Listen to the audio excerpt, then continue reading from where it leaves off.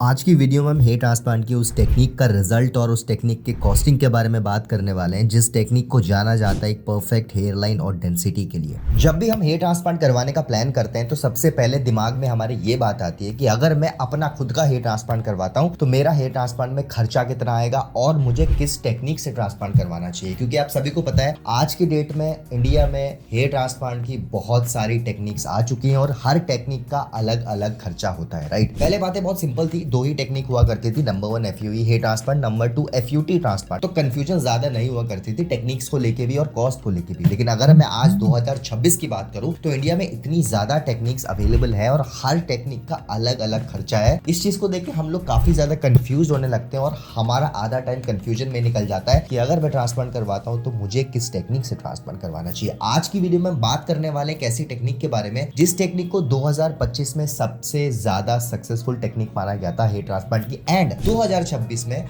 अगर आप उस टेक्निक से ट्रांसप्लांट करवाते हो तो आपका कितना खर्चा आएगा और क्या ये टेक्निक आपके हेयर लॉस के लिए सक्सेसफुल रहेगी कि नहीं। तो वीडियो काफी ज्यादा इंटरेस्टिंग होने वाली है। आज की वीडियो को आप स्टार्टिंग से लेके एंड तक जरूर देखिएगा। दोस्तों वीडियो की तरफ बढ़ते हैं, लेकिन सबसे पहले अगर आप अपना हेयर ट्रांसप्लांट करवाने का प्लान कर रहे हो और आप अभी भी कंफ्यूज हो आपको कितने ग्राफ्ट लगेंगे, आपके ट्रांसप्लांट में खर्चा कितना आएगा, आपको ट्रांसप्लांट करवाना चाहिए भी कि नहीं, और आप भी हेयर ट्रांसप्लांट से रिलेटेड इन्फॉर्मेशन सर्च कर रहे हो तो आप हमारी वेबसाइट besthairhelp.com पे विजिट कर सकते हो। वहां पे आपको ट्रांसप्लांट से रिलेटेड सारी की सारी इन्फॉर्मेशन मिल जाएगी और आप भी अपना ट्रांसप्लांट 100% सक्सेसफुली करवा पाओगे, जैसे कि लाखों लोग करवा चुके हैं। नीचे मैंने डिस्क्रिप्शन में लिंक दिया हुआ है वेबसाइट का, आप वहां पे जाकर हमसे कॉन्टैक्ट कर सकते हो।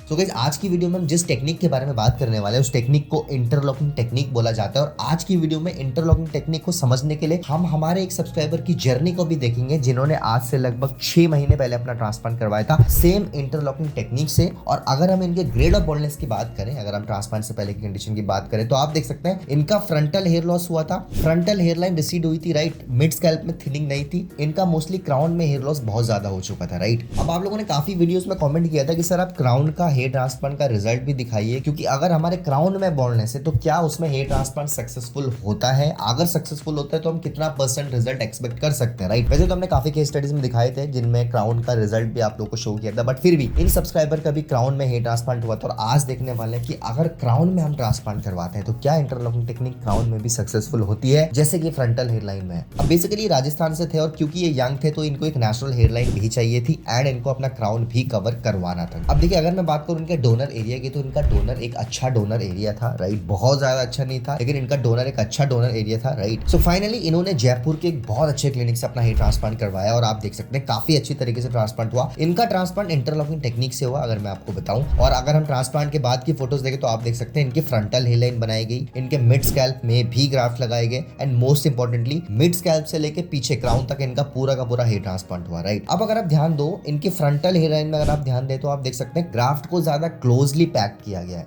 रीजन बताता हूं, नंबर 1 क्योंकि फ्रंटल हेयर लाइन में बिल्कुल भी बाल नहीं थे, वहां पे ऑलरेडी हेयर लॉस हो चुका था। राइट, थोड़े भी एग्जिस्टिंग हेयर नहीं थे, सो इसीलिए वहां पे जब ग्राफ्ट को लगाया गया तो बहुत डेंसली पैक किया गया ताकि जब रिजल्ट आए तो वो एरिया थोड़ा डेंस लगे। राइट, वही अगर मैं मिड स्कैल्प की बात करूं और क्राउन तक ले जाऊं तो आप देख सकते हैं वहां पे ऑलरेडी इनके एग्जिस्टिंग हेयर थे। राइट, पुराने बाल ऑलरेडी थे तो उन बालों के ऊपर ट्रांसप्लांट करना तो पॉसिबल नहीं है वरना वो डैमेज हो जाते, तो उन बालों के बीच में ट्रांसप्लांट किया गया। राइट, और इसी वजह से आप देख सकते हैं वहां पे आपको डेंसिटी कम लग रही होगी क्योंकि ऑलरेडी वहां पे ग्राफ्ट थे। ठीक है, अभी 6 महीने बाद जब रिजल्ट दिखाऊंगा तब आपको ये समझ आएगा। बट अगर हम क्राउन पे लेके चले तो क्राउन में बहुत डेंसली पैक किया गया क्योंकि वहां पे इनका हेयर लॉस बहुत ज्यादा हो चुका था, क्राउन में इनके बिल्कुल भी बाल नहीं बचे थे। राइट, अब मैं अगर इंटरलॉकिंग टेक्निक के बारे में बात करूं तो आप सभी जानते हैं इंटरलॉकिंग टेक्निक दो चीजों की वजह से काफी ज्यादा फेमस है। नंबर 1 इंटरलॉकिंग टेक्निक से आने वाली डेंसिटी, आप सभी जानते हैं इंटरलॉकिंग टेक्निक में इंटरलॉकिंग पैटर्न में ग्राफ्ट को लगाया जाता है जिस वजह से जो अपीयरेंस आती है, जब रिजल्ट आता है, जो इल्यूजन क्रिएट होता है वो ज्यादा डेंसिटी का होता है as compare to normal FU technique, क्योंकि इसमें इंटरलॉकिंग पैटर्न में ग्राफ्ट को लगाया जाता है। ठीक है, अब मैं स्पेशली बात करूं अगर क्राउन एरिया की तो देखो क्राउन एरिया में हमेशा ब्लड सर्कुलेशन आपका कम होगा as compare to other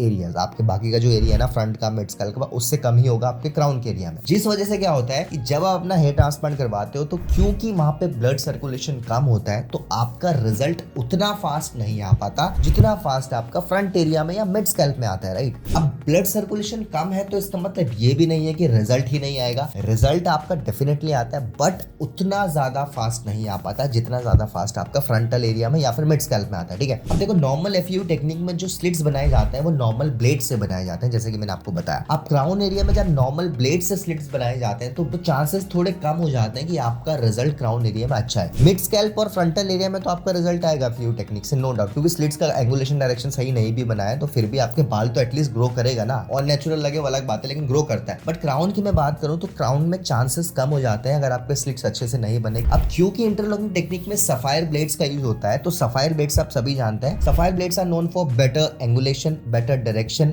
and better slits, right. Sapphire blade से जो स्लिट्स बनाए जाते हैं वो और भी ज्यादा अच्छे बनाए जाते हैं as compare to other techniques, right. अब इंटरलॉकिंग टेक्निक में भी सफायर ब्लेड्स यूज होती है। जब सफायर ब्लेड से क्राउन में स्लिट्स बनाए जाते हैं तो क्राउन का रिजल्ट भी बहुत ज्यादा अच्छा आता है। मैं इन्हीं के अगर 6 महीने बाद के रिजल्ट के बारे में बात करूं तो आप देख सकते हैं ये इनका 6 महीने बाद का रिजल्ट है। स्टार्ट करते हैं इनके फ्रंटल हेयरलाइन से। अगर आप इनके फ्रंटल हेयरलाइन देखो, आप इतना देख ही सकते हैं फ्रंटल हेयरलाइन कितनी ज्यादा नेचुरल आई है। और आपको पता है इंटरलॉकिंग टेक्निक फ्रंटल हेयरलाइन के लिए बहुत ज्यादा जानी जाती है और डेंसिटी के लिए जानी जाती है। ठीक है, अब फ्रंटल हेयरलाइन में बिल्कुल भी इनके हेयर नहीं थे, पूरा हेयर लॉस हो चुका था और बिल्कुल नई फ्रंटल हेयरलाइन बनाई गई थी विद गुड डेंसिटी, जिस वजह से आप देख सकते हैं इनके फ्रंटल हेयरलाइन की डेंसिटी काफी ज्यादा नेचुरल लग रही है। अब हम क्यों बोलते हैं hair transplant is an art form. Hair transplant India में सारे ही क्लिनिक्स में होता है, जो हेयर लॉस से रिलेटेड जो भी हेयर एंड स्किन क्लिनिक्स होते हैं सब जगह हेयर ट्रांसप्लांट होता है। बट क्यों कुछ क्लिनिक के रिजल्ट बहुत ज्यादा नेचुरल आते हैं और कुछ क्लिनिक के रिजल्ट देखने लायक भी नहीं होते। तरीका तो सेम है ट्रांसप्लांट करने का, ठीक है, बट क्योंकि हेयर ट्रांसप्लांट एक आर्ट फॉर्म है तो जितना ज्यादा अच्छे से इसको किया जाता है उतना ज्यादा अच्छा रिजल्ट आता है। इनका रिजल्ट एक परफेक्ट एग्जांपल है। इनकी हेयरलाइन हेयर ट्रांसप्लांट के सिर्फ 6-7 महीने में इतनी ज्यादा अच्छी आ गई है कि जो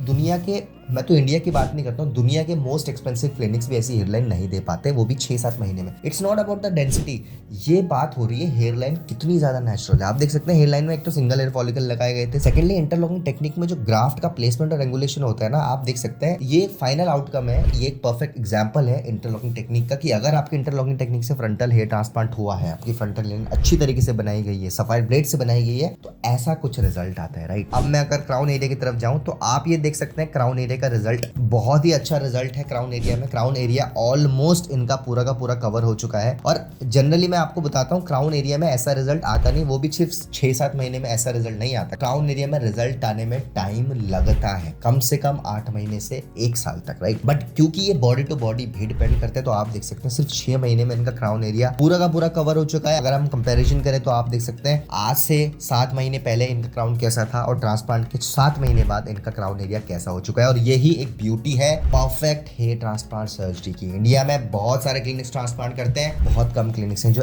ऐसा रिजल्ट ला पाते हैं। तो इसलिए हम हमेशा बोलते हैं कि अब जब भी अपना हेयर ट्रांसप्लांट करवाने का प्लान करो, आप प्लीज रिसर्च कर लो थोड़ी बहुत, क्योंकि बार बार ट्रांसप्लांट नहीं होता। एक बार डोनर खराब हो गया तो हो गया, उसके बाद आप ट्रांसप्लांट कहीं से भी कितनी भी अच्छी जगह से करवा लो, आपका रिजल्ट वैसा नहीं आ पाएगा जैसा आपके फर्स्ट अटेम्प्ट में आ सकता था, क्योंकि उस समय आपके पास अच्छा डोनर था। तो इसीलिए हम बोलते हैं कि आप जब भी ट्रांसप्लांट करवाने का प्लान करो, आप प्रॉपर रिसर्च करो क्लिनिक के बारे में और टेक्निक के बारे में, देन फाइनलाइज करो कि आपको किस क्लिनिक से ट्रांसप्लांट करवाना चाहिए। तो गाइस ये थी आज की वीडियो। उम्मीद करता हूँ आपको आज की वीडियो पसंद आई होगी। अगर आपको आज की वीडियो पसंद आई तो हमारी वीडियो को लाइक करिए, फ्रेंड्स के साथ ज्यादा से ज्यादा शेयर करिए। फर्स्ट टाइम अगर चैनल में आना है चैनल को सब्सक्राइब कर दीजिए। आने वाले टाइम में बहुत सारी ऐसी वीडियोस लाने वाले हैं जिनकी नोटिफिकेशन डायरेक्टली आपके फोन पर पहुंच जाएगी। Thank you so much for watching guys.